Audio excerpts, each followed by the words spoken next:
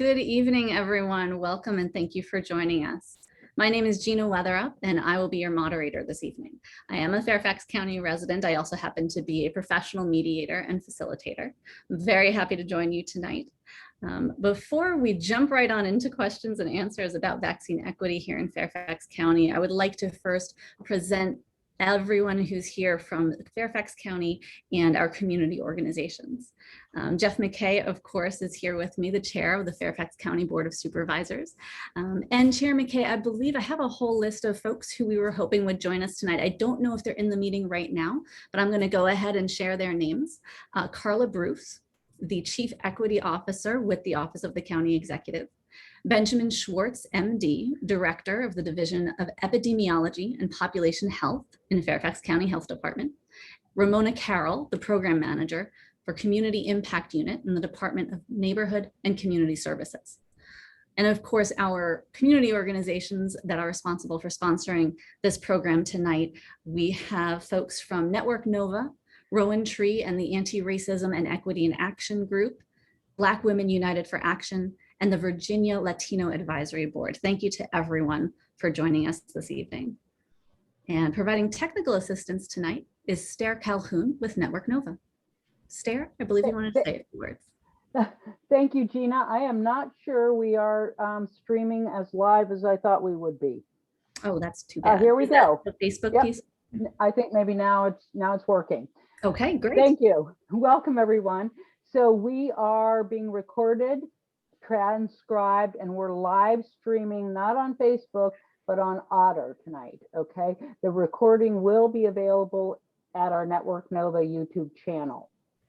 So while this event is being held in English, written translation and transcreation in Spanish will be provided within 48 hours, and we will be added to the public available recording.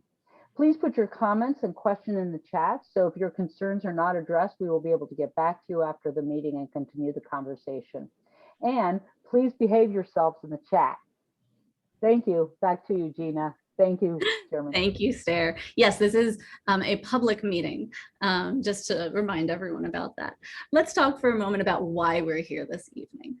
Back in February, some members of the Rowan Tree Anti-Racism and Equity in Action Committee came together to talk about the growing disparity of the vaccination distribution for the COVID vaccine specifically amongst Latinx and Black communities here in Fairfax County.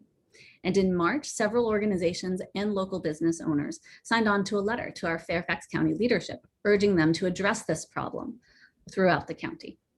So tonight we have two goals. First, we want to hear from our leaders. What are you doing right now throughout Fairfax to help underserved communities be able to access their COVID-19 vaccines?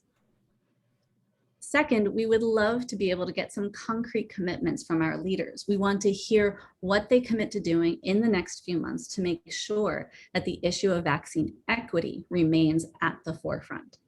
Of course, we hope some issues specific to COVID-19 vaccines may be quieting down in the next few months. I'm optimistically saying that as we start to gain more control over this pandemic. Although I think we've learned that you can never quite predict the future, no matter how much you might want to. But the issue of vaccine equity regarding COVID-19 is reflective of the larger issue of healthcare equity in our communities. And we know that that will continue to be a problem if we do not address it. So we want to be part of advocating for improving healthcare access for all members of our community. And when I say our community, perhaps I should say communities, we're talking about everyone in Fairfax County, regardless of race, ethnicity, national origin, abilities, or disabilities. So let me say for a moment how the event will flow. In just a moment, we will give Chair McKay and other folks from Fairfax County a brief moment to be able to talk about what their accomplishments have been regarding vaccine equitable distribution so far. And then some representatives from our sponsoring organizations will take turns asking specific questions of Chair McKay and the other representatives from Fairfax County. We hope to have time after that for questions from you in our audience. So please, as questions occur to you, go ahead and put them into the chat here in Zoom. And we will keep track of those so that even if we don't have time, Chair McKay's office will have a record of those questions, and we will talk at the end as well about how we can follow up on those. So at this time, Chair McKay, you have 4 minutes to give us your update on what the accomplishments have been so far. Thank you very much, Gina, and thank you to all of our participants and organizers of this important conversation. This is a conversation that we are having and is happening throughout Fairfax County and really throughout the nation. For those who don't know me personally, equity is really the driving reason why I got involved in politics in the first place. Growing up in the Route 1 corridor, seeing some inequities in Fairfax County has been the work of my political life, and certainly is a guiding force in how we are responding to this pandemic. I like to look at everything we're doing through our One Fairfax lens and assure that equity is at the forefront of all the decisions that we're making, not just during COVID-19, but also taking advantage of the lessons that we're learning from COVID-19 to make sure that we also are rebuilding and creating a more resilient, more equitable county for the long term. As we know, COVID-19, we all pray will come and go. It's certainly endured longer than I think any of us could have predicted, but we know it will come and go. The real question is, when it does go, how successful were we? And more importantly, did we take advantage of this moment in time to erase or eradicate many of the inequities that we have seen a spotlight shine on over the last year plus? And so I'm pleased to be joined with our strong county team that you mentioned earlier, who will be here to help answer some of the specific questions, and I certainly will as well. But this is, an opportunity for us every day in Fairfax County to not only learn, but also to pivot and to improve and to become better. And this is, a really important conversation that we have throughout the county, because frankly, your input is valuable to helping us pivot and serve the community even better. We don't have all the answers and we're not perfect, but we're made better by you. We know this is a public health crisis. We know that it's not just a public health crisis, but that outcomes have also, been affected by people's living conditions, by the opportunities they have to housing and jobs and transportation, education, leave from work, so many other competing issues that we really shined a spotlight on through this pandemic, and areas where we know we can make a lot of improvements in our community. I want to be clear that our county goal from the beginning of this pandemic has and always will be to achieve equity in our response, not just in our response, but into specifically our vaccination efforts, which I know is one of the things that we want to discuss most. And we have a number of strategies. We've done that to focus on some of our most vulnerable communities, focusing on the highest risk communities that are out there. But I do want to say that so many of our efforts are also derived from vaccine availability, and that continues to be a challenge across the country and here in the Commonwealth, that we could be administering far more vaccines if we had the vaccines in hand. And we have put so many resources on the ground as a county and health department to respond that we want every vaccine we get every week going into the arm of an eligible person. And the frustration is we just don't. We have about 30 seconds left, Chair McKay. Don't get enough vaccine to be able to do that. And so as we look to expanding out into other communities, we do have a robust plan to be able to do that, to focus on our most at-risk communities, assure access, assure language issues are tackled, assure that community partners are here to help us, but so many other community partners that are trusted by people more than government, that we're accessing them and making sure that they're available to help us with this day in and day out in our response. And so I look forward to the questions and know that my office is always here to answer those, not just tonight, but any day. Thank you very much, Chair McKay.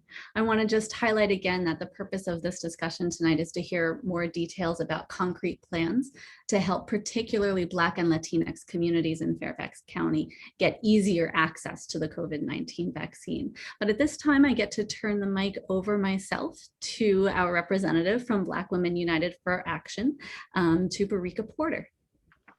Good evening. Thank you, Chair McKay, for your time this evening. I have a question. Well, first I have a statement and then I have a question.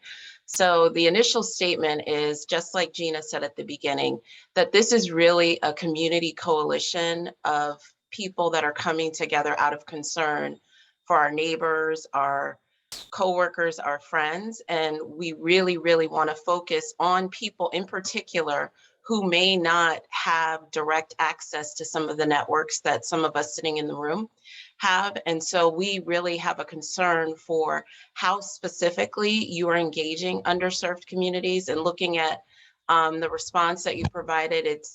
There's a plan to do door-to-door canvassing, leveraging community worship centers and structures and things like that. But we'd like to know a little bit more detail about how that process is actually working.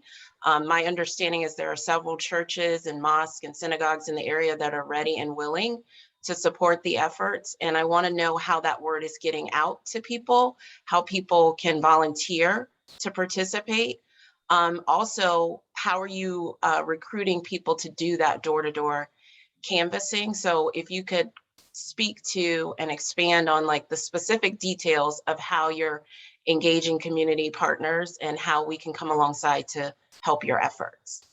Yeah, sure. So let me start by saying, the staff folks who are on this call with me, who are working this day in and day out, always welcome volunteers to come forward and help us with this. We've known from the beginning that many vaccines and dealing with some of the hesitancy issues are much better handled by our community partners than government themselves. And so we've been trying to get as many vaccines in hand as we can and get those vaccines out to our community partners to be able to administer those. But most importantly, we're working with a lot of those groups to help get people registered for the vaccine in the first place. One of the main challenges that we have with some of the vaccine equity clinics and other things that we've stood up is this is a multi-dose with Pfizer and Moderna, a multi-dose operation. And so the first step we really need to work on is getting more people registered so that they're in the queue, so that we know who they are and we can follow up for a second dose. And so part of our efforts with the community are specifically geared towards getting people registered as much as it is getting people vaccinated. For the churches who have come forward and offered to help us in this, we have gotten them vaccine. We set aside vaccine for these efforts whenever we get it from the state. As you know, every week we get a varying amount, and it's unpredictable how many of those doses that we're going to get from week to week. And so our response and ramp up every week is a little bit different depending on how many doses that we get from the state and how many follow-up doses have to come out of that number. And so when we're looking to move forward with door-to-door operations, mobile clinics like we did with testing in our communities, those things are also largely contingent upon getting enough vaccine to be able to get out there in the community. So it's a two-part challenge: getting people registered, getting the vaccine out into the community. And so I'm not aware of any church groups that have come forward to help us with this at the county level that we have not embraced and sent resources and tried to help them with us to deal not just with registration, with hesitancy, but ultimately also to help us administer vaccines in those communities. We have set up 3 equity vaccine centers in the county that have already been stood up in parts of the county where we know some of these challenges are faced. And we know that we're going to have to set up more of those. And so we can't just rely on existing community partnerships. We're going to have to build new ones, and we're going to have to be robust in those communities. And so, we can certainly talk about numbers and where we're going with these, but, I think what I'd like to do is ask our staff if there's anything I've missed here that they want to make sure that we highlight as well, since they're on this call. Just before they jump in, can you tell us, or somebody on the staff say, how churches and organizations, who they're supposed to contact if they're volunteering, and then what can they expect in terms of the response? Well, let me let the staff answer that, because certainly they can contact me and I can get them in the right hands without a doubt, if that's the easiest thing to do. But I also know staff has a process for that. So why don't I ask them to also weigh in? So let me step in, and then I'll turn to my colleagues. I'll introduce myself first. My name is Carla Bruce, and I serve as the county's Chief Equity Officer. and have been working since the beginning of the pandemic very closely with our health department and other agencies on our broader equity strategy. Right now, again, we're concentrating very heavily on an equitable vaccine distribution. I will say, and I will ask my colleagues to perhaps put some information in the chat for me, but you know, these relationships that we're talking about having in the community are long-standing relationships and actually things that we've institutionalized in Fairfax County government. So in addition to having a chief equity officer whose my whole job is to know where inequity exists and to lead our county about how we can better understand that inequity and address that inequity. So in addition to my office, we have an interfaith coordination office. And I'm going to ask Ramona if she could put her contact information in the chat. But we already have a vast network of houses of worship that we've been engaging with and communicating with throughout the pandemic. Beginning really just in terms of helping people to meet their needs around testing. And now that we're at the stage of helping to connect people to vaccine, also at the vaccine strategy. The faith community is helping us in multiple ways though. So, you know, we do have a central registration portal. And for those people that can access that central registration portal, we're encouraging them to go through that. And so that information about the portal is being shared widely through our faith community. But there are also faith partners who are acting as vaccinators now. And so we have a handful that we're working with. And Supervisor or Chairman McKay mentioned that, you know, we've been really restricted on some of our efforts, not from the desire and intent to want to do it, but by the limits of the vaccine coming into our community. But we're at a point now when vaccine availability is increasing. So we expect to be able to do more. But we've sent communications to our existing network of houses of worship to solicit their interest in being involved in our equity strategy, either to support outreach or to actually be locations if their spaces are suitable for us to deliver the vaccine. And we've also, in addition to that, engaged a number of community-based vaccinating partners. And so Dr. Benjamin Schwartz is on the line and can also speak more specifically to those, the specific vaccination process. But our community relationships have been essential to understand what the inequity is, who is not being served, and why aren't they being served. So part of it is an awareness issue, and where it's awareness, it's about, you know, getting information into the hands of people through people that they trust. That awareness sometimes is blocked because of language issues. And so we have a wide multicultural team that's embedded within the health department that's using their existing relationships and connections. We now have a roster of over 400 organizations representing nonprofits, faith community, and civic organizations who we are working with to help to pass information to the community. And that information continues to evolve. Again, as the amount of vaccine evolves and as we transition in the county in terms of not being the only folks providing vaccine, part of what we're doing is helping them to access the new and emerging vaccine channels. So that community network has been very important. And just, you know, again, there's specialization there. There's unique connections to the Black community, realizing that we're working with churches and with fraternal organizations and other types of civic groups that are familiar and common in the Black community. We're using channels unique to the Spanish-speaking community. And so it's, again, you know, really building upon sort of our information and relationships that we previously had and refining them based on what we're learning, because that's really what's serving to inform our strategy. Thank you so much, Ms. Bruce. I really appreciate your remarks. I'm sorry to interrupt. I think you could talk much more about this. I want to highlight from the chat, while you all have been speaking, we're already seeing more people connect with each other. Reverend Joyce Howard spoke up and said that she is here on behalf of Heritage Fellowship Church, and now Ramona has added her to a list. And also in the chat, Ramona did share her direct email address for anyone else who wants to be a part of these outreach efforts on behalf of a community organization. So if you are not connected with Zoom frequently, but you're here in the audience and you want to know what chat I'm talking about, there should be a chat button probably at the bottom of your Zoom screen. It might be at the top, depending on your view. And if you don't see something that says the word chat, just look for the dots that say more and go ahead and click on that to access it. At this time, I'd like to introduce Paul Berry with the Virginia Latino Advisory Board for our next question. Thank you, Gina. Thank you, Chair McKay. Thank you, everyone, for being here tonight.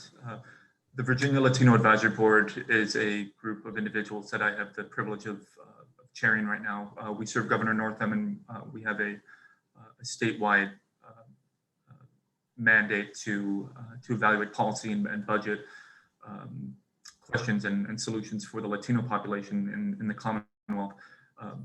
I mentioned that only to reinforce the message that Chair McKay mentioned earlier, in that last year in June, when we reached out to him, and myself along with several other leaders from the Latino community, his office was very responsive. That tonight is not the first conversation we've been having about these issues. They're persisting. I think everyone agrees that the solutions continue to be formulated, but I just really did want to point out that the government of Fairfax County has been working quietly without much fanfare behind the scenes diligently on this problem for several months. I hope that work is not necessary, of course, very soon, but it's very important to mention and acknowledge that work in leadership. Chair, my question is, so there exist a variety of barriers that prevent residents from accessing vaccinations. And this suggests that public authorities need to go to the communities rather than simply offer points of distribution. We addressed the organizational angle in the last question, but now this is really about the individual. Second jobs, lack of reliable transportation options, health information gaps, language barriers. How do we ensure that underserved communities receive preferred access to make up the vaccination gap that we're currently witnessing, and that VDH itself has acknowledged and is tracking? Yeah, thank you very much, Paul, for your question. And I think Dr. Schwartz and others may want to expand upon this, but as vaccine becomes available, what we've been doing is supporting as many locations as possible to try to make this as convenient for people as possible. We recognize that one of the biggest barriers, as you said, is access, transportation, understanding, getting to a main vaccination center at the government center is an all-day affair for some people, and it's inequitable by unfortunate design, even though it's a convenient max vaccination clinic. So we've opened up another one on Eisenhower Avenue to serve South County, but more importantly, relying on a lot of the neighborhood pharmacies and other entities. But as I mentioned in my opening comments, where we need a lot of help from our community organizations, and we're getting it, but we need more, is encouraging people to go ahead and get registered. Because getting registered is the most important first step. Once they're registered, they'll be able to get the vaccine at a location that's convenient for them. When we started this effort, we really only had a couple points where people could get vaccines. Now we have them all over the county. And so part of this is moving the vaccine closer to people. But we also have to move the message closer to people. So we can get the vaccine closer to people, we have to move the message closer. And that's where multiple languages, the work every week of the health department with our community partners getting the word out is so absolutely vital, because we know you can help us with that more than we can do it ourselves. If we've learned anything through the last year, through our county trust policy and many of the other programs we put in place, government is not always the best deliverer of information to certain communities. And there still is a tremendous, reasonable amount of distrust out there. And so, we have to keep doubling down on those partnerships to move these information sources into the communities of need. I mentioned earlier that we're looking to go to mobile clinics and other things very soon. as vaccination numbers, as Carla mentioned, are really ramping up, where we can start to get into communities. This is not dissimilar from testing, where at the beginning there was short supply, and as more supply came in, we were able to literally go to people with testing opportunities. And we're on the brink of doing that here. And maybe Dr. Schwartz or Carla can expand a little bit on that. Yeah, if I could. My name is Ben Schwartz. I'm the head of epidemiology and population health at the health department. And I'd like to emphasize really two things. The first, as Chair McKay and as Carla has said, is that people from all of our communities should register for vaccination, and they can do so through the website or through the call center, so that for people who have less access to technology, there are other ways to register than online. And this is really one of the best ways to access the wide variety of vaccination locations that are available in the community. But one of the things you mentioned is places that are set aside for vaccination of vulnerable communities. And we have that also through our vaccine equity clinics. Some of these clinics have been done in houses of worship. Some of these clinics have been done in schools and community centers. Starting next week, we're planning a number of these clinics in apartment complexes where there has been a disproportionate share of disease.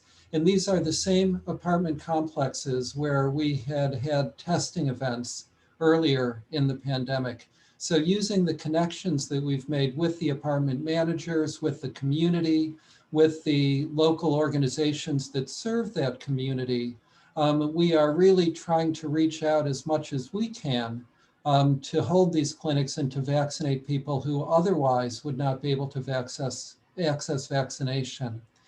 In the last 2 weeks in March, we delivered over 3,000 doses of vaccine in these equity clinics. In the first 2 weeks of April, we are delivering about 5,000 doses per week through these clinics, so that we've been able to stand up more clinics. We're working with more partners. We're bringing more vaccinators on board. And hopefully, if the vaccine supply is sufficient, we'll be able to continue to expand these opportunities for vaccination that are specifically directed to our Latinx, our African American, some of our other ethnic communities in the county.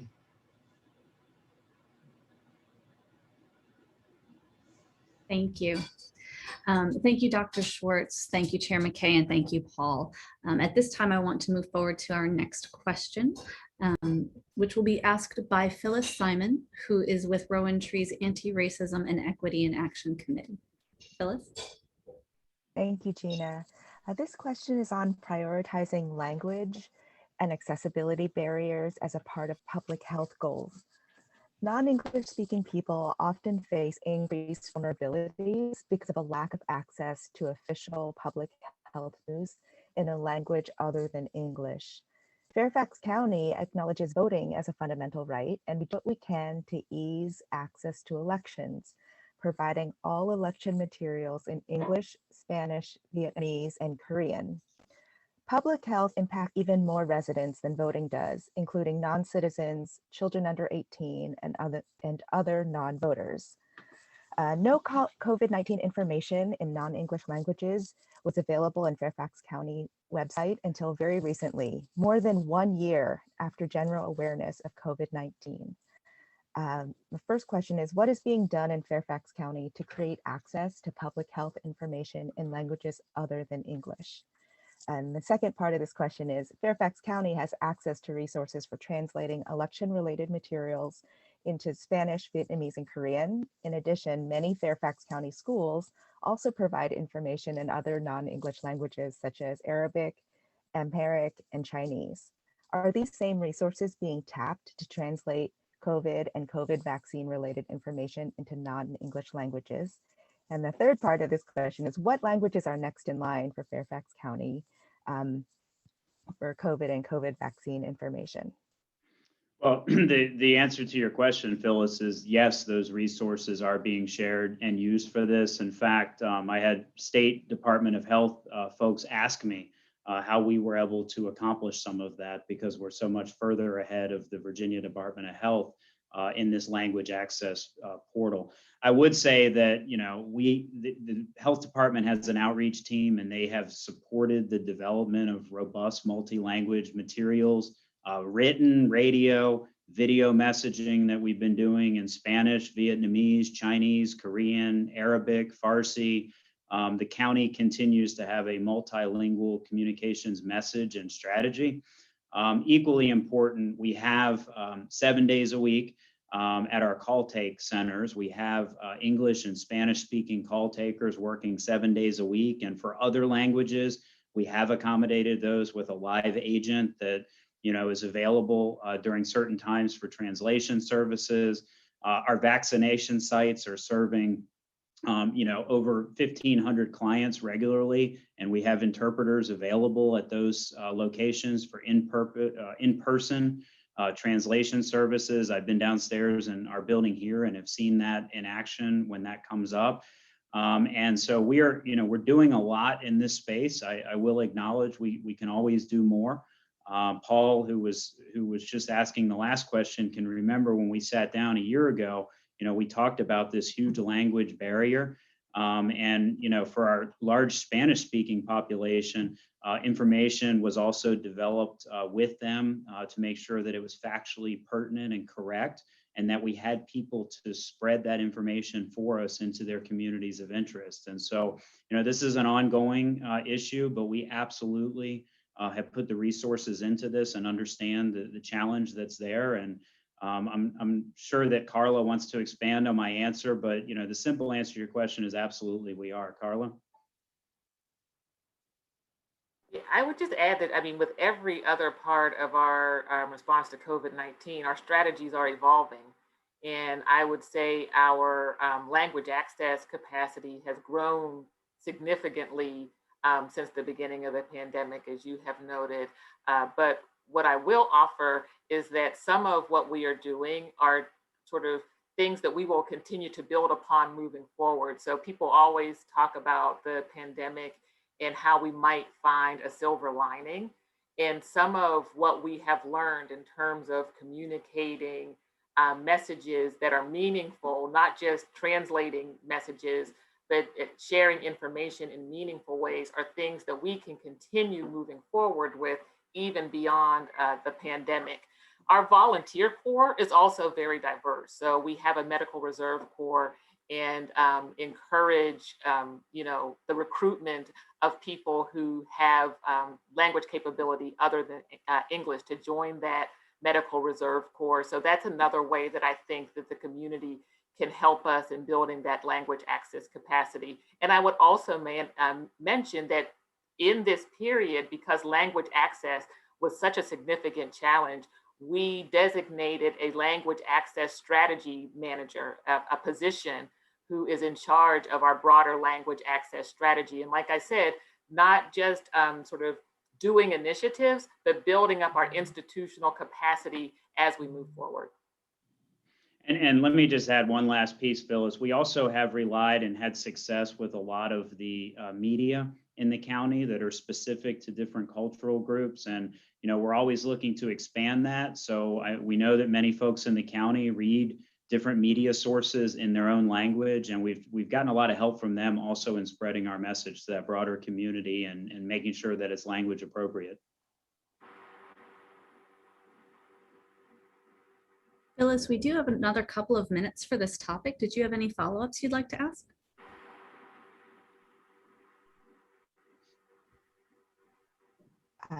Sure. Has Fairfax County done anything to promote COVID and COVID vaccine related information in non-English languages using outside sources? For example, translatecovid.org is a website put out by some researchers at UCLA. I think they have COVID related information in 70 languages and vaccine related information in 17 languages. So, and those are done with native speakers of those languages, so they're not just machine translations. Well, the folks who've been leading that work aren't on the call tonight, but I can tell you from my experience working with them, they are using every available resource, but we will definitely take note of this one and share it with them to be sure that they're using it.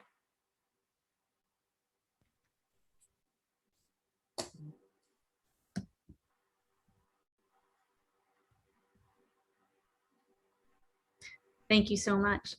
We are going to move forward to the next question at this time. And this will be asked also by Meg Donnelly from Rowan Tree's Anti-Racism and Equity in Action Group.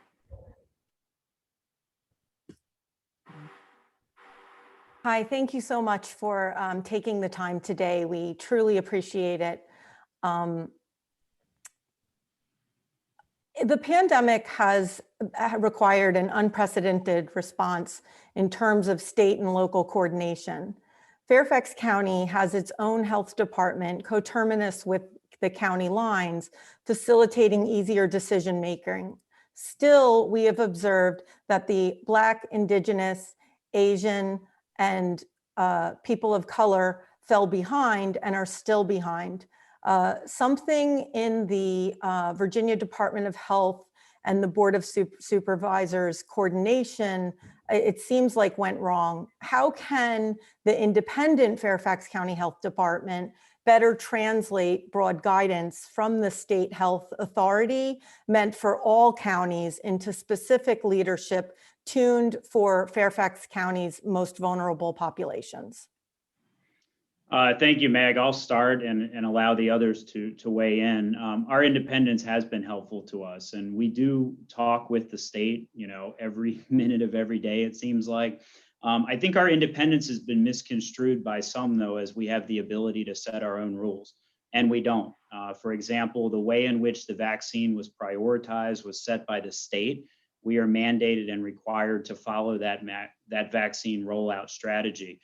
Where we have made headway, and where I think the Virginia Department of Health would even acknowledge we made headway on some of the things that we talked about here, language being one of the key ways. We are far advanced over the Virginia Department of Health in terms of different languages and different access to language-specific materials.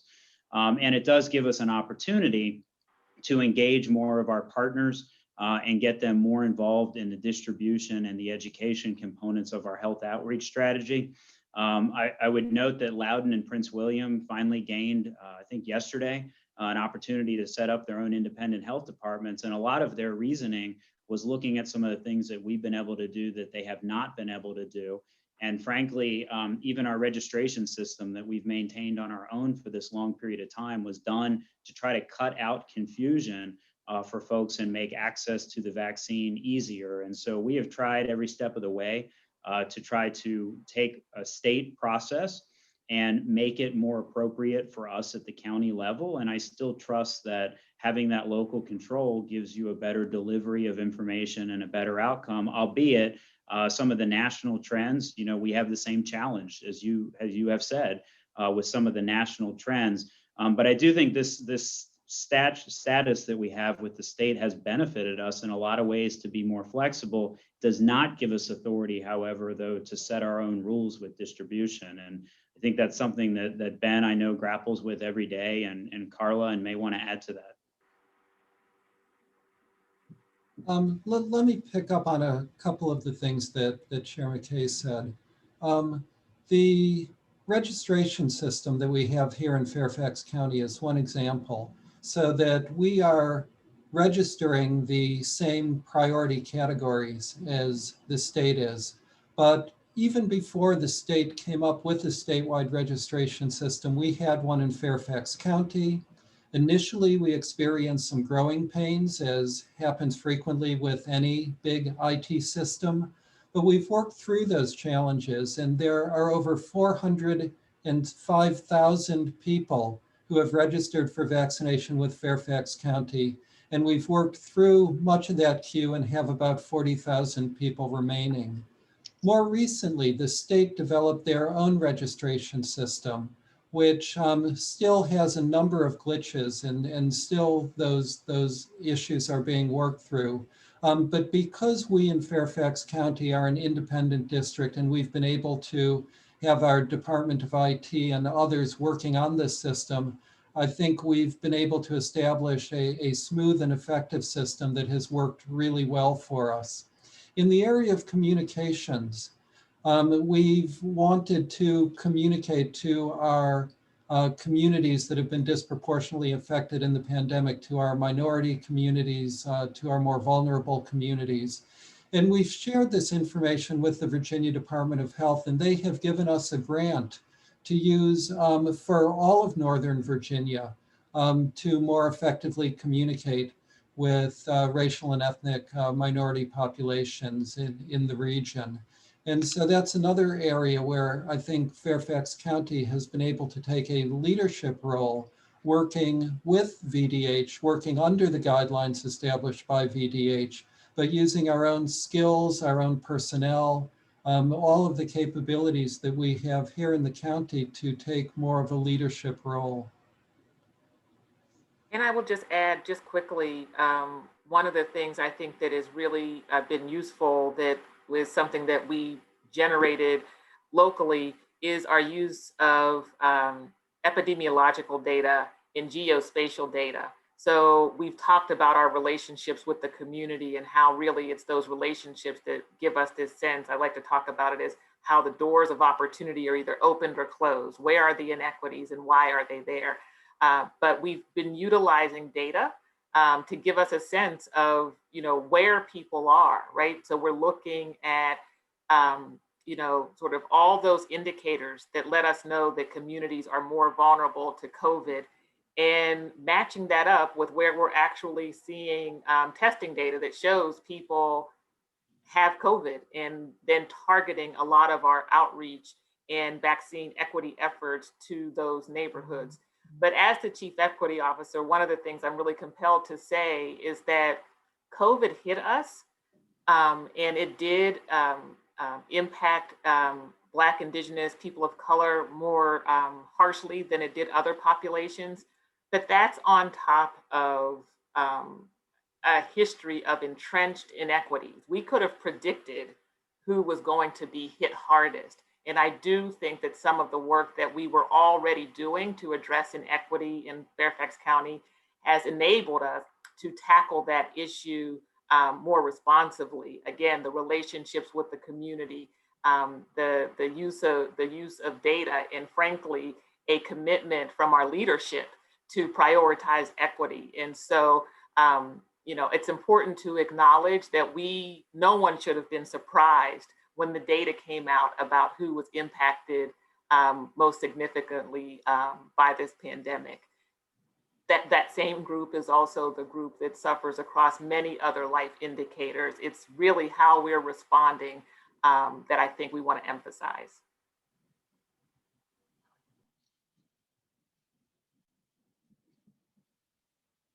Thank you so much for those remarks, Ms. Bruce, Dr. Schwartz, Chair McKay. We appreciate that. We do have questions from our audience. So at this point in time, we're going to move forward beyond our panel, although we did have one question that I believe Catherine is asking with Network Nova, and then we'll get some of these questions from the chat answered as well. Yes, great. It's been a great evening, so thank you for being here, Chair. So this is really about the community and community organizations. As concerned citizens and local community leaders, please let us know what role we can play in supporting the urgent efforts needed to accomplish a more equitable, accessible rollout in Fairfax County. And I know you did mention a little bit about, really it's about our voice and our message, maybe using our platforms like Network Nova. So if you can add to that and how we can be helpful, and maybe it's also where if we want to help get those resources, or how if we want to volunteer. So maybe get a little deeper into that question, since you did answer some piece of that. Thank you. Yeah, thank you, Catherine. I think Carla really wants, she's dying to answer this question, but let me say before I turn it to her that this is probably the most important takeaway from tonight, this question, because as I mentioned earlier, we cannot do this all alone. And frankly, we all have our networks, and we all need to use our networks to help together as a community to address these huge issues that we're facing. And so let me turn to Carla and certainly let her have an opportunity to respond. And perhaps I may add in after that. Carla? Yeah, and I'm just itching to answer this question because I always want people to understand that while this is a public issue, a public health issue, we're dealing with it as a whole county. And when I say whole county, that's multiple county agencies. So beyond the health department, there's my office.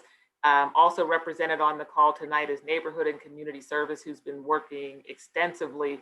So many of our county agencies are really working on our COVID-19 response strategy and specifically our equity strategy. But we can't do it without the community. So, first and foremost, it's about getting the right information out there, right? So there is a lot of misinformation that is circulated throughout the pandemic. So we want to make sure that we are conveying factual information through trusted partners. So off the top, that's the very most important thing. And to realize that information evolves, right? The availability of vaccine, where you can get it, who is eligible, that continues to change. And so this can't be a one-time engagement. This is, sort of staying connected and staying in tune with where you can get that accurate information and make that information available.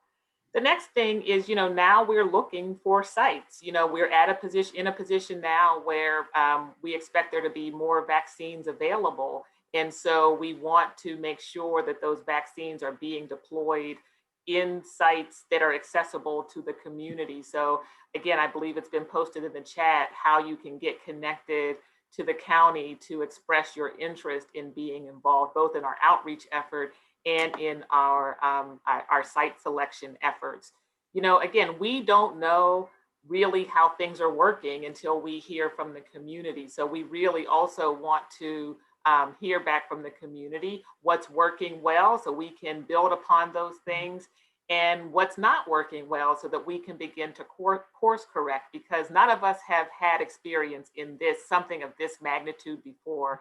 And to suggest that we're following some kind of detailed roadmap would not be accurate, right? So, we have experts on our team like Dr. Swartz, who have epidemiological experience, but reaching the community and, in dealing with some of the factual information or inaccuracies that we're facing is really something that we are learning as we go. So being able to hear back from the community how things are working, how messages are being received, so that we can course correct as we go is really helpful.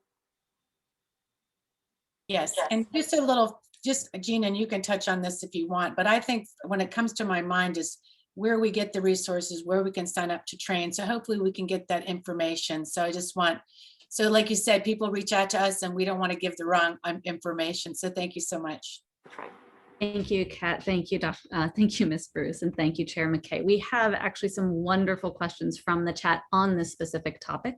One person was asking how you can get a large apartment complex to become a registration site. We also have, I'm afraid I'm going to make a mistake about which office you hold, but I believe it's Delicate Boysko here who just asked how can she work with the county to organize a site in Herndon. So there are more folks who are asking how can I get a specific place or a specific community to have a vaccination event. So again, we are going to share the chat with the county at the end of this town hall so that they can also hopefully follow up with you individually. Let me just skip ahead at this moment, Chair McKay, to something that I wanted to ask at the very end, which is if someone here tonight wants to follow up, they want to pick up the phone tomorrow morning at 9 a.m. and call Fairfax County and say, how can I help? What should they do? Who should they contact? Well, obviously, if it's specifically related to this issue, I would suggest that they reach out to the health department, and maybe Carla can give us a specific, or Dr. Ben, a specific number or person to speak to. But they can always reach out to my office too. We work day and night with the health department. So if it's simpler for folks, it's easier to find me. We're happy to, and we're referring those folks all the time to the health department. So that's the simplest answer, but there may be a portal that our staff wants to share as well if they don't want to come through my office first. Thank you. I know that some contact information has been shared in the chat. The only thing that I saw shared was specific to the Fairfax County Interfaith Advisory Group. I hope I'm getting the name right. And I believe your email address for your office is chairman@fairfaxcounty.gov. Is that right? Correct. That's correct. Okay, thank you. One of the questions we had from the audience, and I apologize, I don't know if I'm doing these exactly in order. Mary De La Fay has asked, has the county considered opening registration to everyone like the state has, rather than just for those groups who are phase 1 eligible, so that people will already be on the list once the vaccine is available? And so this is one that Dr. Ben is probably dying to answer. So I'm going to let him answer it in detail. But the short of it is, I wish we could have done that a long, long time ago. But again, our biggest challenge is the vaccine availability and the frustration that people have being on a waiting list, and then real time getting the vaccines that we have administered on a weekly basis so that we're very efficient with them has been one of the overarching challenges. But Dr. Ben, I know you want to expand. We will be moving to eligibility for vaccination for any adult who wants to get vaccinated on April 18th. And this is consistent with the announcement by the governor and also from President Biden. And so at that point in time, there will be ways to sign up for a vaccination appointment online, basically just choosing which vaccination site you would like to go to. So you'll be able to see all of the sites that have vaccine available in the county. You'll be able to go specifically to that area, that site, and to schedule a vaccination. And so that is coming up in a short period of time. Now, certainly not everybody will be able to get vaccinated at once. And so the people will still need to be patient because the vaccine supply itself is going to remain limited compared with the demand for vaccination in our county. In addition, we know that people who have better access to technology, to computers, to the internet, may be more likely to be able to sign up online. And so really many of the challenges that we're facing in achieving equity are still going to exist.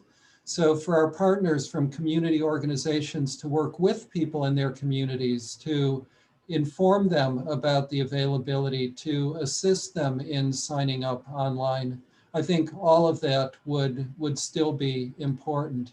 And we will continue to work with partners to have the equity-focused clinics where our partners will be able to sign up people for vaccination as another way to get access for our most vulnerable communities. May I ask a clarifying question? When you say partners will be able to sign up people, will that be an official registration in your county system? It will be for that specific vaccine clinic, so that if we hold a clinic in an apartment complex or in Herndon or in a church, many of these places we've talked about today, we'll be working with community organizations in those areas to sign up people and register. I saw the question come by, why do we even need registration? Why can't we just have people come and get vaccinated? And the one thing about registration is that it does make it more efficient once we have the clinic to get those vaccinations done. So that if one has to register at the vaccination clinic, it can take a lot more time. It requires more personnel. It may slow down our ability to provide vaccination. So having the registration process beforehand really does increase the efficiency. And again, that's another area where all of our community partners can provide assistance. And Dr. Ben, just to follow up on that, we have seen in other parts of the country chaos and even in other parts of Virginia where it's been wide open.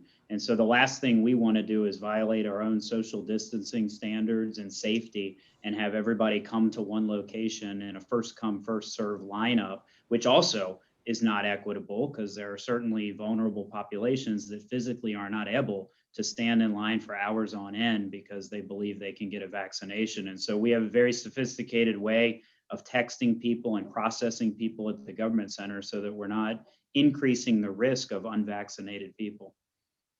Thank you. And there are two related questions that have come up in the chat on the topic of vaccine registration. One is from Monica, I believe the last name is Sarmiento, and she's talking specifically about the Latinx community, talking about the need for the fact that there is a literacy issue. And so canvassing and advertising in language on local stations is needed to encourage those who cannot fill out a form. She's also pointed out that for people who are undocumented, if you're asking for identification at the event, that would certainly scare some folks away. And so I was wondering, do you ask for documentation? And in how many languages are you giving registration information or allowing people to register? We don't require documentation for vaccination, and we're very cognizant that that could represent a barrier to many people, and we certainly want to do everything we can to reduce barriers. There also is registration in Spanish, and so to sign up with the county system, it's possible to do that in Spanish. As well as working through other languages. But for those who may not be literate, we also have our call center where people can communicate with people in multiple different languages at that call center. It can be registered directly for the vaccination clinics. So I think there are a number of channels that people can use if literacy is an issue, if communication or language is an issue. Dr. Schwartz, and I apologize, I think this is the last question we have time for. Leah Hoffman in the chat asked specifically for April 18th, when all adults are eligible to register, in how many languages will people be able to register? I don't know the answer to that, but that's something we'll be able to get back to you on. There's going to be a system where, again, as I said, you'll be able to pick where you want to get vaccinated, and some people may choose to get vaccinated at a county vaccination site. There are going to be sites run by other organizations. A number of pharmacies will have their vaccine available also on the site, and so there are going to be different approaches to registration depending on where you choose to be vaccinated. So if you choose to be vaccinated with a pharmacy, it may take you to their registration system. If you choose to be vaccinated at a county site, you'll be coming to our registration system. So unfortunately, there isn't one simple answer to your question.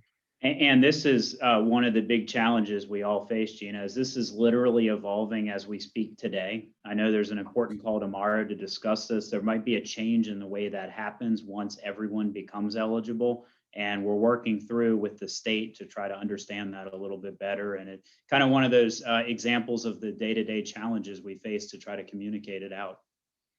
Chair McKay, there was one more question that my co-panelists are asking me to make sure to ask.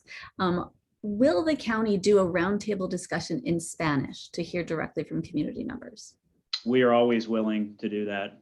I know both our staff is willing to. I'm willing to do that. As Paul mentioned earlier, we had a roundtable earlier last year, kind of at the beginning of this pandemic, so that we could get some of the resources we needed to those vulnerable populations. But anytime there's a value to have a roundtable, we will have people there to participate in it without a doubt.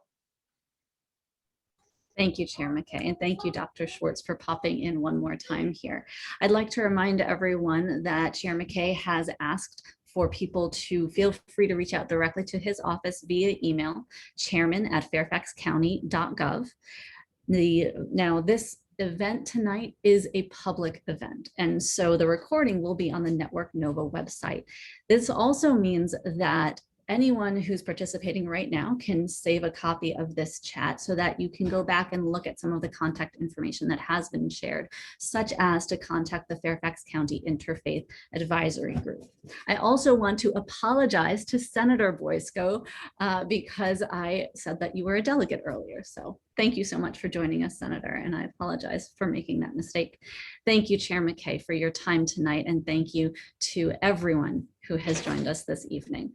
By simply just attending here, you are making the statement about how important equity in healthcare is to Fairfax County residents all across our home communities. Thank you so much for your commitments to healthcare equity and for your time and energy this evening. On behalf of all of our panelists, I wish everyone a healthy and relaxing evening.